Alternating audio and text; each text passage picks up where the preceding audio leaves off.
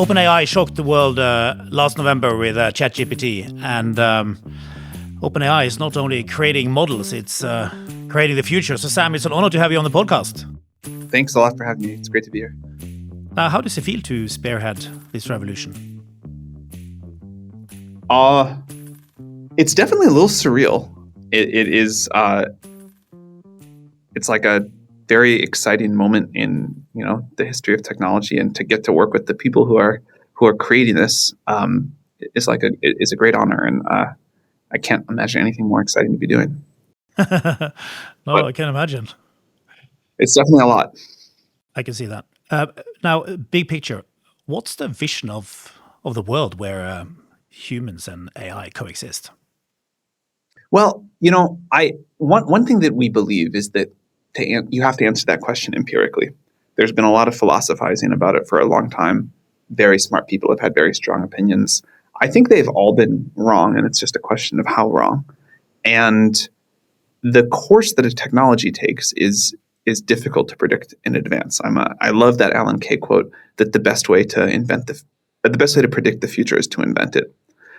And so what we're trying to do is see where the technology takes us, deploy it into the world to actually understand how people are using it, where the risks are, where the benefits are, what people want, how they'd like it to evolve, and then sort of co-evolve the technology with society. And, I think if you asked people 5 or 10 years ago what the deployment of powerful AI into the world was going to look like, they wouldn't have guessed that it looks like this. People had very different ideas at the time, but this was what turned out to be where the technology leads and where the science leads. And so we try to follow that. And how far into the future can you see now? The next few years seem pretty clear to us. We kind of know where these models are going to go. We have a roadmap we're very excited about. We can imagine both the science and technology, but also the product a few years out. And beyond that, we're going to learn a lot. We'll be a lot smarter in 2 years than we are today. Yeah. And what kind of, holy shit moments have you had lately? Well, remember that we've been thinking about this and playing around with this technology for a long time. So the world has had to catch up very quickly. But we have less holy shit moments because, we've been expecting this and we've been building it for a while, and it doesn't feel as discontinuous to us. And what kind of big things have you seen since ChatGPT 4? Well, the biggest ones have not been about new technology or new models, but about the breadth of use cases the world is finding to do this. So the holy shit moments have not been like, oh, now the model can do this. Now we figured out that, because again, somewhat expected that.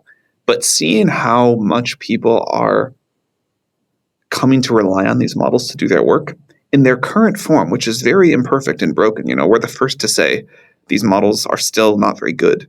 They hallucinate a lot. They're not very smart. They have all these problems. And yet people are using their human ingenuity to figure out how to work around that and still leverage these tools. And so watching people that are remaking their workflows for a world with LLMs has been big. And some examples of new things you've seen, new user cases, applications? A common one is around how developers are changing their workflow to, spend like half their time in ChatGPT. You hear people say they feel like 2 or 3 or sometimes more times productive than before. An uncommon one is I met a guy who runs a laundromat business as like a one-person thing and uses ChatGPT for coming up with marketing copy, dealing with like customer service, helping review legal documents. I mean, he had a long list of things, and he's like, I got a virtual employee in every category. That was pretty cool. And what about things like brain implants and getting it to help with speech and so on, which we just saw recently?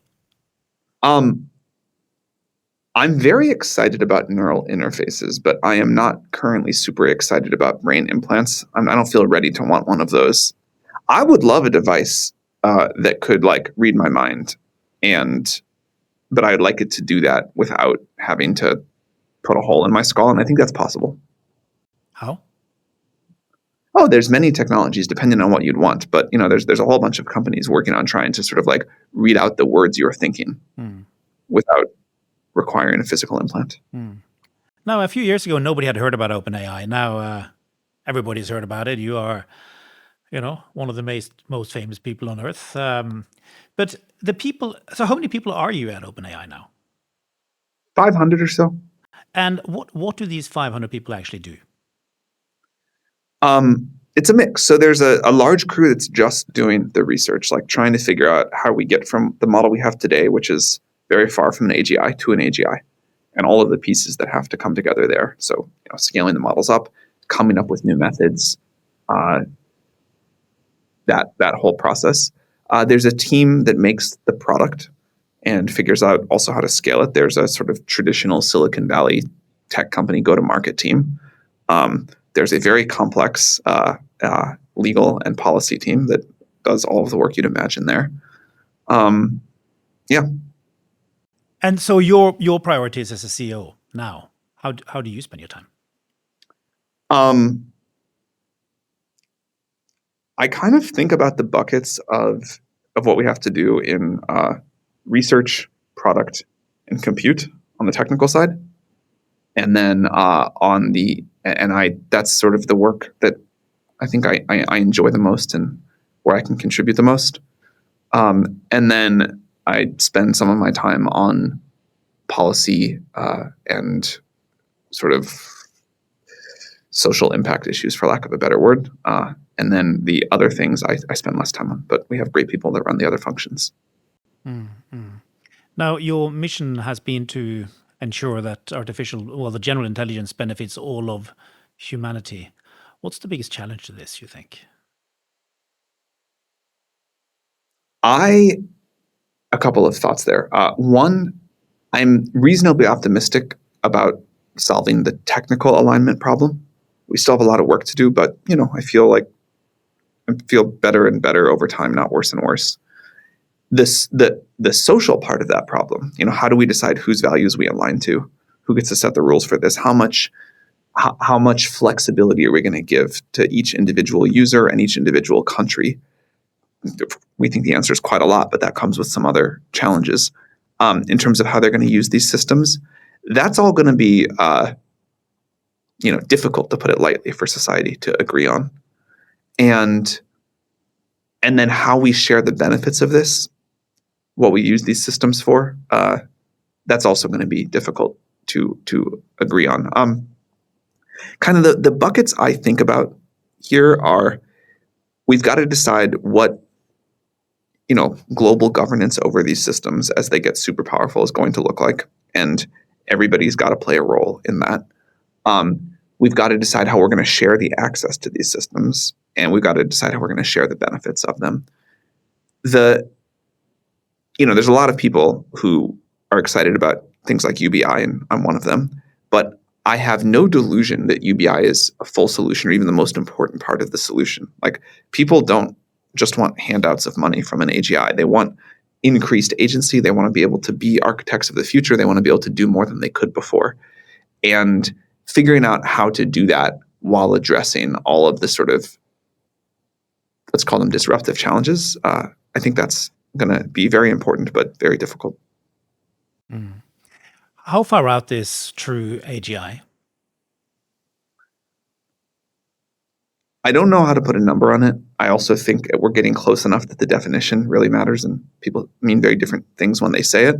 But I would say that I expect by the end of this decade for us to have extremely powerful systems that change the way we currently think about the world. And you say we got different definitions. What is your definition of general intelligence? There's like kind of the OpenAI official definitions, and then there's one that's very important to me personally. When we have a system that can figure out new scientific knowledge that humans on their own could not, I would call that an AGI. And that you think we may have by the end of this decade? Well, I kind of tried to like soften that a little bit just by saying we'll have systems that like really change the way the world works. The new science may take a little bit longer, or maybe not. What's the end game here? Are we just all of us going to work a lot less? Um, I want to be people. I think we'll all work differently. I think many of us will still work very hard, but differently. Every technological revolution, people say we're just going to do less work in the future, and we just find that we want a higher standard of living and new and different things, and also that we find new kinds of work we really enjoy. Neither you nor I have to work, and I bet we both work pretty hard. And I I just love my job. I love think my you do job, too. and I feel very blessed. So the definition of work, what we work on, why we work, the reasons for it, I expect that all to change. What we do, I expect to change. But I love what I do, and I expect people in the future to love even more what they do, because there'll be new, amazing things to work on that we can hardly imagine right now. And less boring stuff. Yeah. I'm all for getting rid of the boring stuff. Like I think like everybody should love that. That's maybe one thing we could say in the future is everybody will do things that they love. And you won't have to do things you don't. And I think most people probably don't love their jobs right now. I believe you just traveled the world and met with a lot of people and users. What was your main takeaway?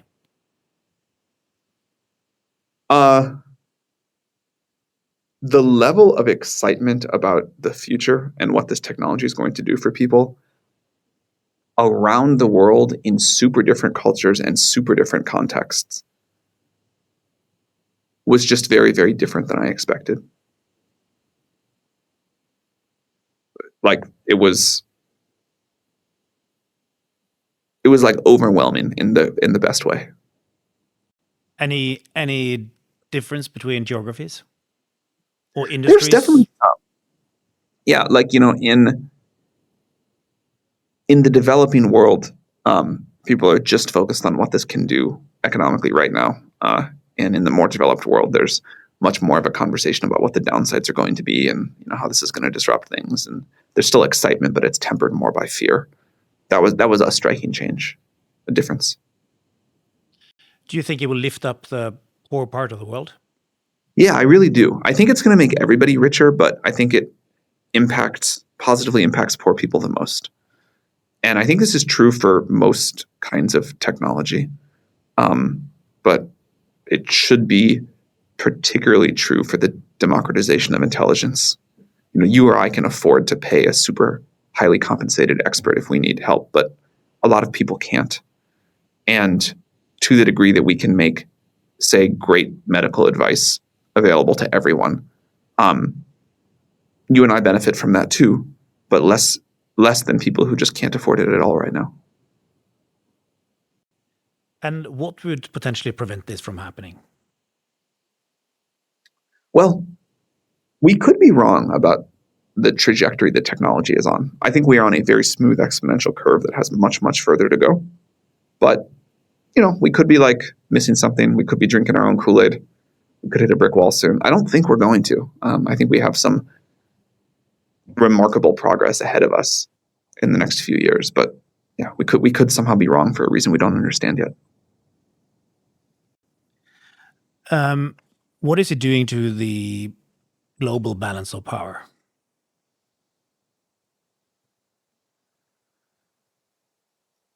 I don't know how that's going to shift.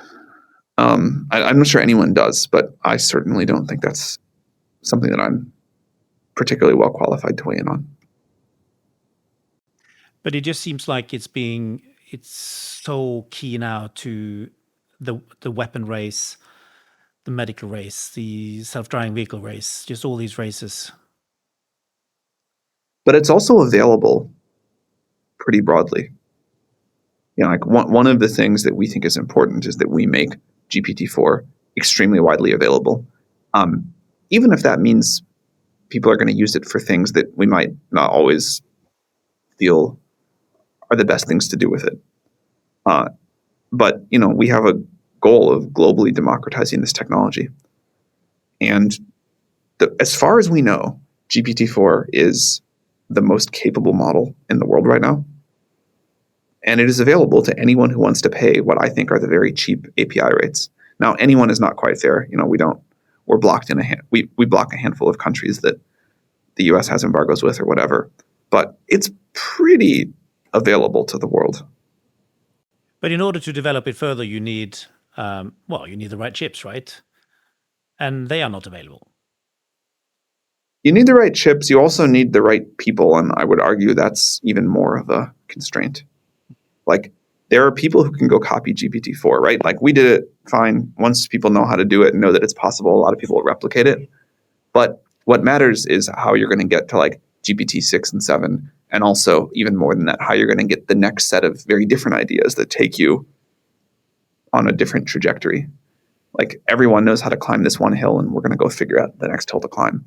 And there's not a lot of people in the world that can do that. But we're committed to making that as widely available as we can. Do we know where China is here? We don't. Maybe someone does and don't here. Do you think there's a chance that, like they did with weapons, they just suddenly bang, they had the supersonic rockets we didn't even know they existed, right? Could that happen? Yeah, again? totally. It could.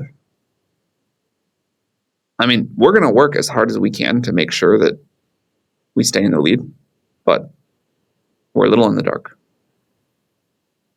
So Mark Andreessen, for instance, he thinks we should stuff it into everything. And, as part of the geopolitical fight. What do you think? Stuff it into everything means just like put it everywhere? Yeah. That's happening, and I think that's great.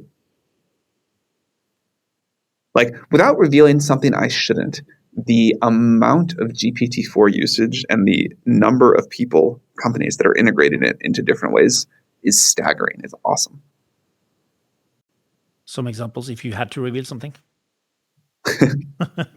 I mean, car makers are putting it into cars, and I was like, all right, that sounds like a gimmick. And then I got to try a demo of it, and I was like, wow, this being able to just talk to my car and control it in a sophisticated way entirely by voice actually totally changes my experience of how I use a car in a way that I would not have believed was so powerful.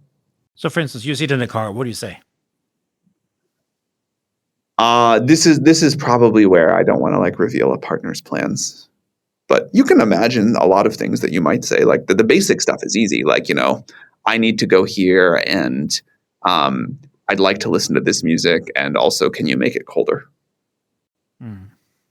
Sounds good. Do you depend on newer and even more powerful chips than what we have now? I mean, how much more complex do chips need to be than H100 or the latest things from NVIDIA? Yeah, of course. There's the ways that we can keep making these models better are we can come up with better algorithms or just more efficient implementations, or both. We can have better chips, and we can have more of them. And we plan to do all three things, and they multiply together. And do you think it's the chip makers who will end up with the profits here? They will end up with profits. I wouldn't say the profits. I think there's many people who are going to share this massive economic boon.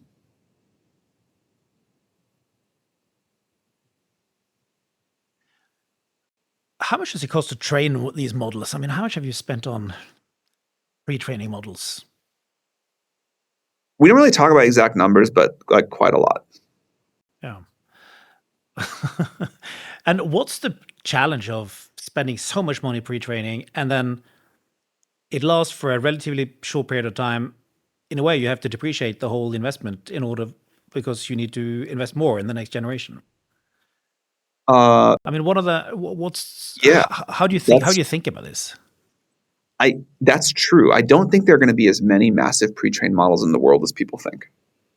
I think there will be a handful, and then a lot of people are going to fine tune on top of that or whatever. So how do you read the competitive? part of it that I think is important is like, when we did GPT-4, we produced this artifact and people use it and it generates all this economic value. And you're right, that does depreciate fast. But in the process of that, we learn so much about how to go. We push the frontier of research so far forward, and we learn so much that'll be critical to us being able to go do GPT-5 someday or whatever, that it's like you're not just depreciating the CapEx one time for the model. You have generated a huge amount of new IP to help you keep making better models. So the way you read the competitive landscape now, what does it look like? I mean, there are going to be many people making great models. We'll be one of them. We'll like contribute our AGI to the world, to society, among others, and I think that's fine. And we'll run different experiments. We'll try setting. We'll have different features, different capabilities. We'll have different opinions about what the rules of a model should be. And through the magic of competition and users deciding what they want, we'll get to a very good place. How far ahead do you think you are of competition? I don't know. I don't think about it that much, to be honest. Like our customers are very happy. They are desperate for more features and more capacity and us to be able to deliver our service in all of these little better ways. And we're very focused on that. I'm sure Google will have something good here at some point, but like I think they're racing to catch up with where we are, and we're thinking very far ahead of that. So normally in the software business, you have something which is very cheap, where you ship a lot of it, or something which is very expensive and you don't ship so much. Here you could potentially ship something, and I can see you smiling here. Here you can potentially we ship a lot of very expensive things. Exactly. So tell us, how is this going to work? I'll tell you, one of the most fun things about this job is we are past the point as a company. I am past the point as like a CEO running this company where there's like a roadmap to follow. We're just doing a bunch of things that are like outside of the standard Silicon Valley received wisdom. And so we get to just say, well, we're going to figure it out and we're going to try things. And if we got it wrong, like, who cares? There was no it's not like we screwed up something that was already figured out. I mean, back to our very founding, like most big tech companies they start as a product company and eventually they bolt on a research lab that doesn't work very well. And we started as a research lab and then bolted on a product company that didn't work very well. And now we're making that better and better. Sorry, product company, you mean Microsoft? No, I mean having to figure out how to ship the API in ChatGPT. Yeah. We really did just start as a research lab, and then one day we're going to make a product, and then we're going to make another product, and now that product is the fastest growing product in history or whatever. And we weren't set up for that. Is the usage of ChatGPT decelerating? No. I think it maybe took a little bit of a flat line during the summer, which happens for lots of products, but it is going up. Tell us about the relationship with Microsoft. How does that work? I mean, at a high level, they build us computers, we train models, and then we both use them. And it's a pretty clear and great partnership. Are your goals aligned? Yeah, they really are. There's of course areas where we are not perfectly aligned, and I don't like any partnership in life or business or whatever. I won't pretend it's perfect, but it is very good, and we are aligned at the highest levels, which is really important. And the misalignments that come up at the sort of lower levels once in a while,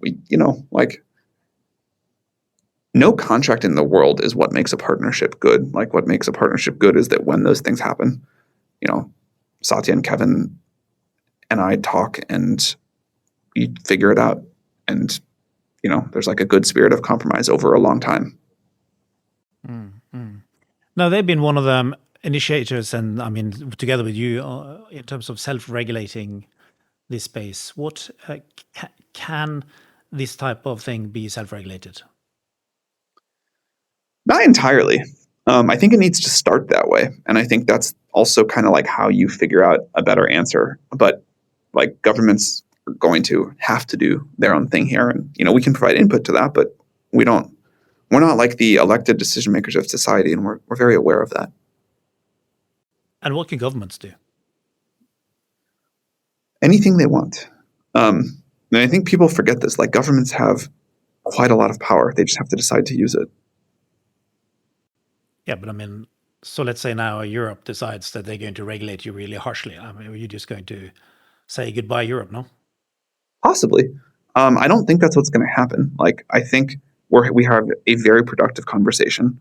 I think Europe will regulate AI, but reasonably, not very harshly. And what is, I'm sorry, and what is a reasonable regulation? What is that level? I think there's many ways it could. I think there's many ways that it could go that would all be reasonable. But like to give one specific example, and I'm surprised this is controversial at all, but a regulatory thing that's coming up a lot in Europe and elsewhere is that if you are using an AI, you've got to disclose it. So if you're talking to like a bot and not a person, you need to know that. That seems like a super reasonable and important thing to do to me for a bunch of reasons, given what's starting to happen. To my surprise, there's some people who really hate that idea, but I'd say that's like a very, very reasonable regulation. I agree. Do you think we'll get global regulation? Is there any shape or form that can happen? I think we're going to get it for only the most powerful systems. So, I think like individual countries or blocks of countries are not going to give up their right to self-determine for like, what can a model say and not say, and how do we think about the free speech rules and whatever. But for technology that is capable of causing grievous harm to the entire world, like we have done before with nuclear weapons or a small number of other examples, yeah, I think we are going to come together and get good global regulation. But given how embedded it now is in everything, as we spoke about, weapons, your car, you're sitting in your car and it's like super cool and it's cold and hot and music and this and that. And, and you are a Chinese car company and you want to outcompete the Americans. Why would you want to have a regulation on this? Well, GPT-4, I don't think needs global regulation, nor should it have it. I'm talking about like what happens when we get to GPT-10 and it is, say smarter than all of humans put together.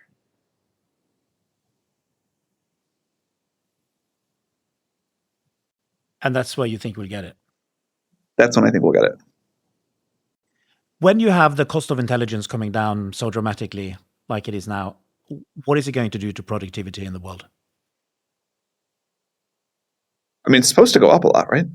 That's what theory tells us. And that's what I think.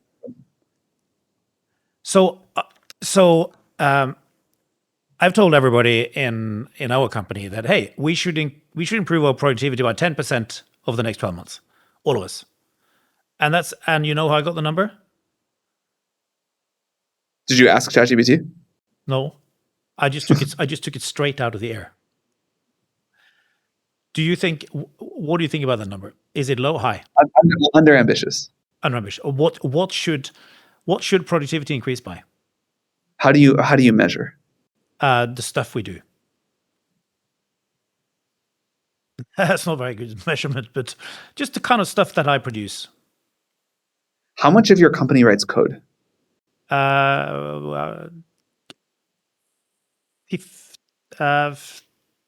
15. Well, people in technology, probably 15-20% of us. More actually, but okay. Let's say that's 20% writing code. I think an overall goal of 20% productivity increase in a 12-month period is appropriately ambitious given the tool and given the tools that we will launch over the next 12 months.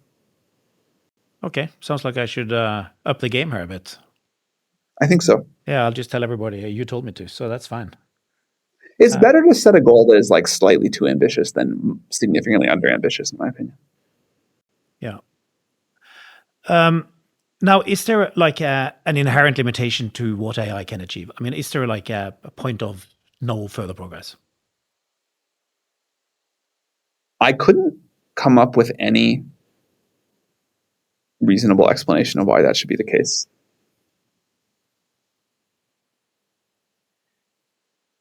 You say that most people overestimate risk and underestimate reward. What do you mean by that? There's a lot of people that don't go start the company or take the job they want to take or try a product idea because they think it's too risky. And then if you really ask them, like, all right, can we unpack that? And can you explain what the risk is and what's going to go wrong? It's like, well, the company might fail. Okay, and then what? Well, then I have to go back to my old job. All right, that seems reasonable. And they're like, well, but I'll be a little embarrassed. And I'm like, oh, is that, what's the cost?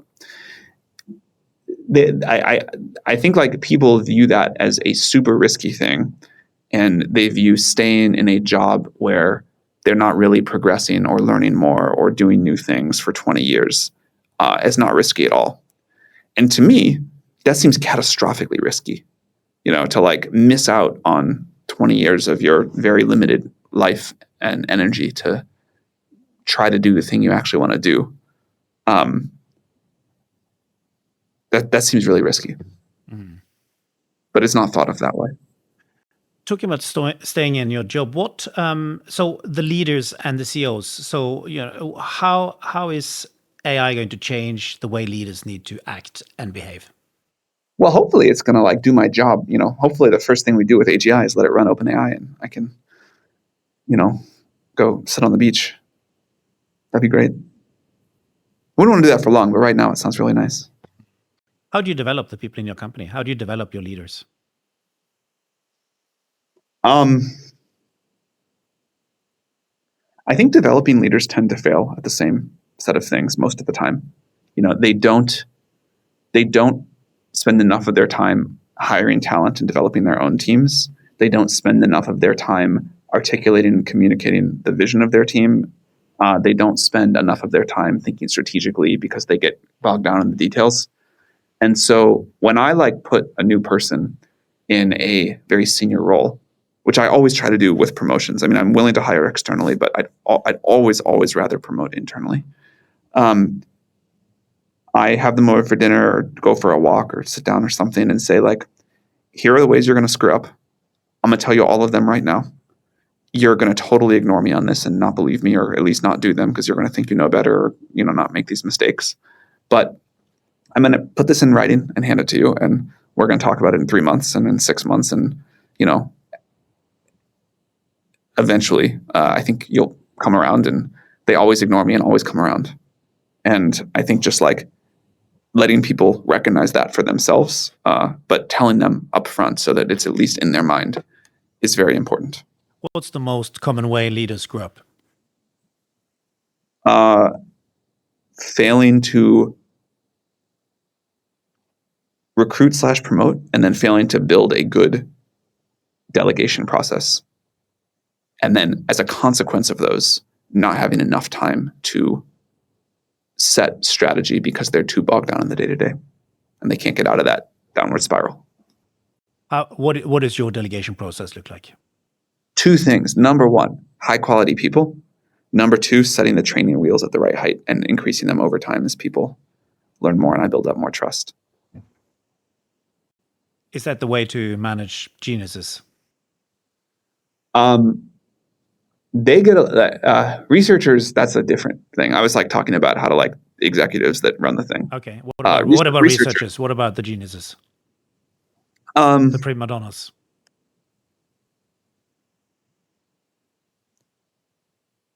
Pick really great people.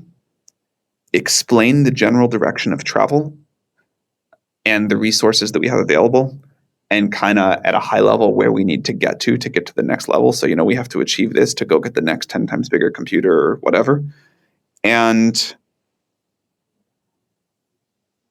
provide like the most mild input on it would be really great if we could pursue this research direction and this would be really helpful, and then step back. So we kind of we set a very high level vision for the company and what we want to achieve. And beyond that, researchers get just a huge amount of freedom. Do you think companies generally are too detailed in the remit they give the teams? Yes. I mean, at least for our kind of thing. I think managing, we talked earlier about having to rediscover a bunch of things. I say this realizing it's going to come across as arrogant, and I don't mean it that way, but I think it's an important point. There used to be great research that happened in companies in Silicon Valley. Xerox PARC being the obvious example. There have not been for a long time, and we really had to rediscover that, and we made many screw-ups along the way to learn how to run a research effort well and how you balance letting people go off and do whatever towards trying to get the company to point in the same direction. And then over time, how to get to a culture where people will try lots of things, but realize where the promising directions are and on their own want to come together to say, let's put all of our firepower behind this one idea because it seems like it's really working. So, I'd love to tell you we always knew language models were going to work. That was absolutely not the case. We had a lot of other ideas about what might work. But when we realized the language models were going to work, we were able to get the entire research trust, or almost entire research brain trust, to get behind it.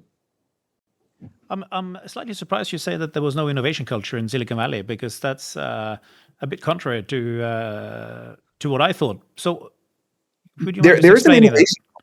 Yeah, there's a product innovation culture for sure, a good one. But again, I hate to say this because it sounds so arrogant, but before OpenAI, what was the last really great scientific breakthrough that came out of a Silicon Valley company? And why did that happen? What happened there? Well, we got a little lucky. No, I don't mean you, but why? I'm saying why did this culture disappear in Silicon Valley, you think? I have spent so much time reflecting on that question. I don't fully understand it. I think it got so easy to make a super valuable company, and people got so impatient on timelines and return horizons that a lot of the capital went to these things that could just, fairly reliably multiply money in a short period of time by just saying, we're going to take the magic of the technology we have now, the internet, mobile phones, whatever, and apply it to every industry. That sucked up a lot of talent, very understandably. Now, you had some, what should we say? Your co-founders are pretty into big hairy goals, right? Yeah. We're trying to make AGI. I think that's the biggest, hairiest goal in the world. So not so many companies have those kind of co-founders and people who with that kind of track record and that type of talent magnet, funding capabilities and so on. How important was that? You mean Elon by this, right? Yeah. Yeah. And and some of the other people you worked with in the beginning. Well, there's 6 co-founders, Elon and me, Greg and Ilya, and John and Wojciech. And, Elon was definitely a talent magnet, an attention magnet for sure. And also just has some real superpowers that were super helpful to us in those early days, aside from all of those things, and, contributed in ways that we're very grateful for. But the rest of us were pretty unknown. And maybe I was somewhat known in technology circles because I was running Y Combinator, but not in a major way. And so we just had to grind it out. But that was like a good and valuable process. What is your superpower?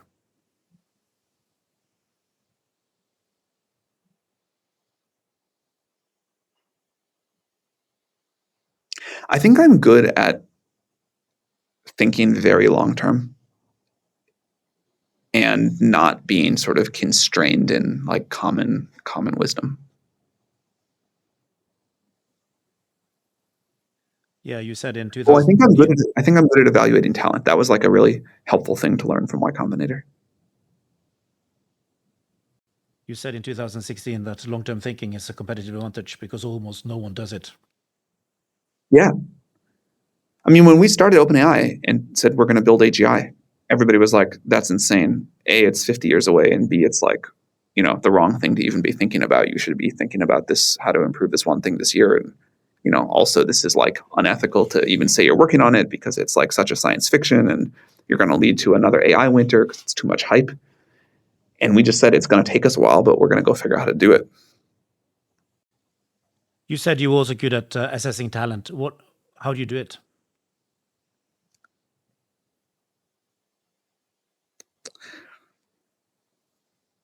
I don't know.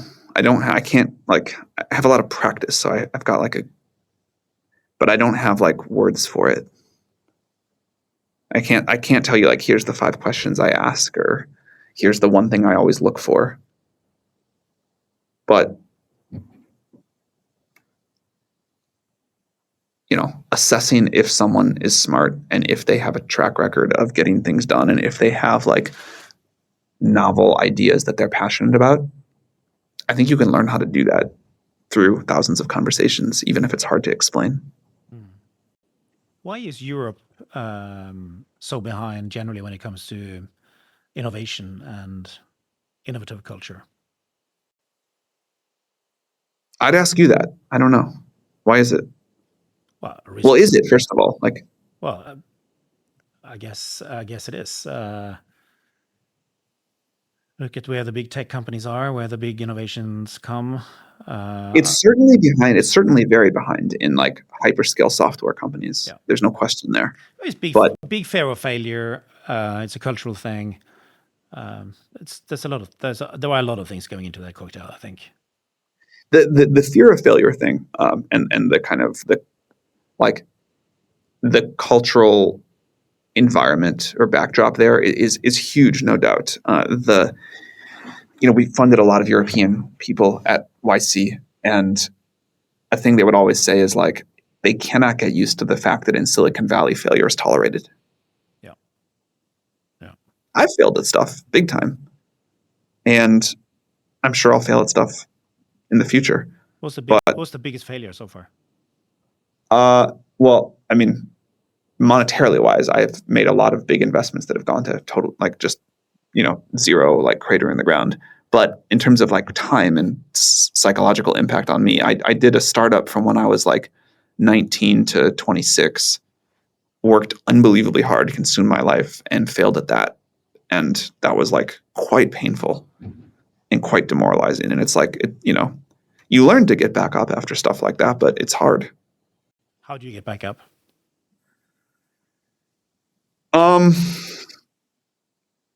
I mean, one of the key insights for me was realizing that although I thought this was like terribly embarrassing and shameful, no one but me spent much time thinking about it.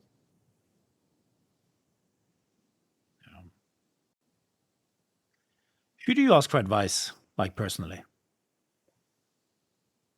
My strategy is not to just have like one person that I go to with everything. And a lot of people do that. They have like one mentor that they go to for every big decision.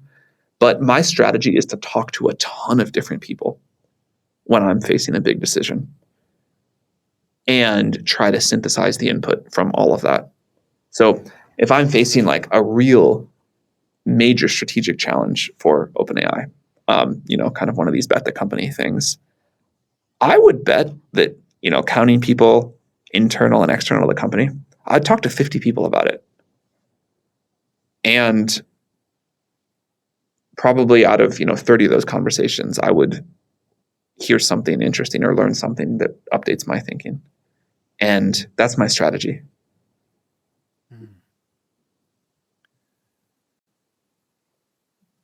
So now, outside AI, what are you the most excited about?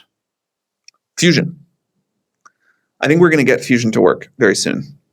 And I think my model if you boil everything down to get to abundance in the world, the two biggest, most important things are bringing the cost of intelligence way down and bringing the cost and amount of energy way down.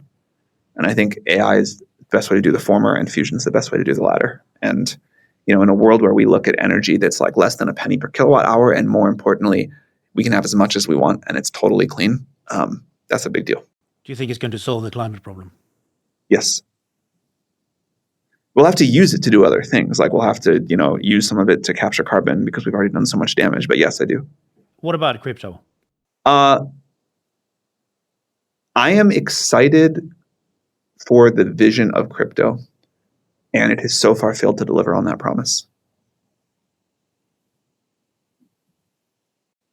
But you have plans. It's not something I'm spending that much time. Like OpenAI has taken over my whole life.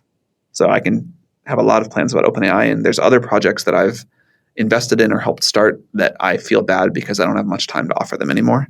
But they're all run by super capable people, and I assume they'll figure it out. What do you read? The thing that has unfortunately gone the most by the wayside for me recently has been free time and thus reading. So I don't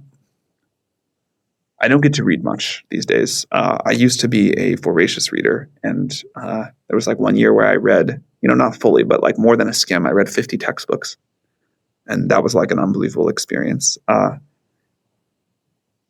I don't like this last year. I have not read many books.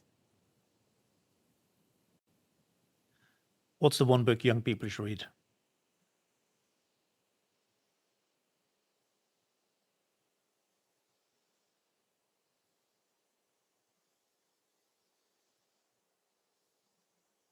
That's a great question. Picking one is really hard.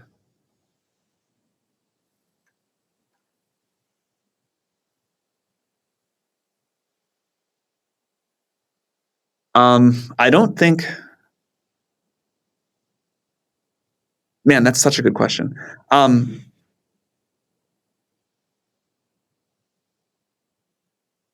don't think it's the same for every young person. And like coming up with a generic singular recommendation here is super hard.